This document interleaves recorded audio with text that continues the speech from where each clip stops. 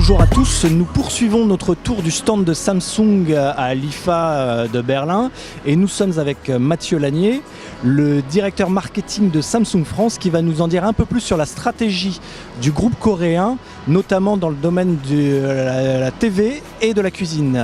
Bonjour Mathieu.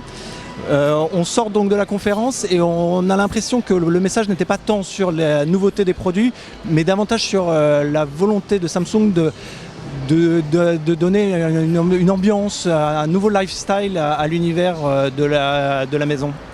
Alors en fait, il y a effectivement plusieurs façons d'innover et après avoir, depuis 50 ans, on essaie d'innover sur des technologies qui vont permettre à un certain nombre de catégories de produits de passer des caps.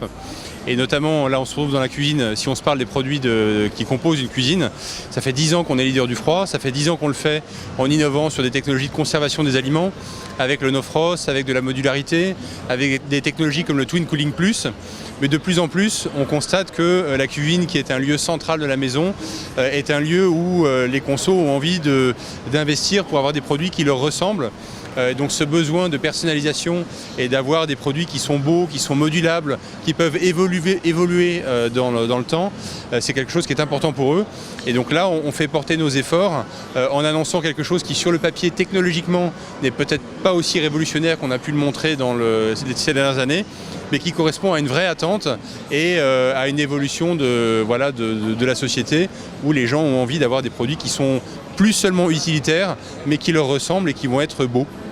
Si je vous comprends bien, j'ai l'impression que le message techno ne passe plus vraiment auprès des consommateurs, que c'est pas suffisant pour faire la différence par rapport à la concurrence. Et maintenant, il faut le petit plus produit. Là on voit par exemple les nouveaux réfrigérateurs Bespoke avec ce revêtement mat. On voit le nouveau four.